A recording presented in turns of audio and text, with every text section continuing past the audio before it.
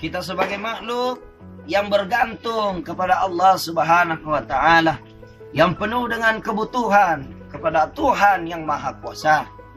Siapa sih manusia yang tidak butuh kekuatan Allah? Tak ada satu manusia yang berdaya tanpa kekuatan Allah. Kalau mau percaya, coba ketika ada orang mengaku dirinya hebat, bawa di tengah laut, kemudian engkau bocori perahu yang dia tempati untuk berada di atas laut yang sangat dalam itu, maka tentu mereka akan teriak minta tolong, disebabkan karena mereka membutuhkan kekuatan di luar dari kekuatannya.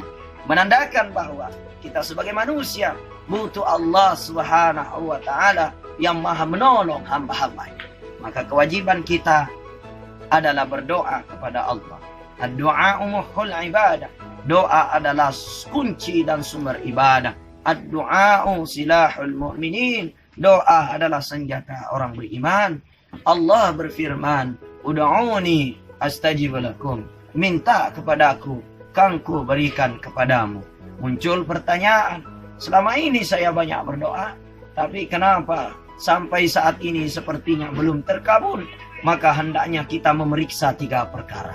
Perkara pertama, kita periksa bagaimana makan minum kita. Halal apa tidak. Karena makanan dari sumber yang haram akan menghalang doa kita di hadapan Allah Subhanahu wa Ta'ala. Yang kedua, hendak kita mengecek, memeriksa bagaimana ibadah kita. Karena dengan ibadah, falyastajibu li wal yu'minu bi, ketaatan kepada Allah dan keimanan kita kepada Allah mempengaruhi terjawabnya dan terkabulnya doa-doa kita. Dan yang ketiga, hendaknya kita mengecek dan memeriksa, dan ini yang terpenting, bagaimana kita dengan perkakas-perkakas kehidupan ini. Apakah kita sudah termasuk golongan orang-orang yang menggunakannya di jalan Allah, ataupun kita masih termasuk orang yang lalai dalam menggunakan fasilitas yang Allah berikan.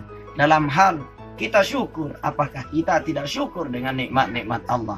Karena ketidaksyukuran itu akan menghilangkan rasa nikmat yang telah Allah berikan dan akan mencabut nikmat-nikmat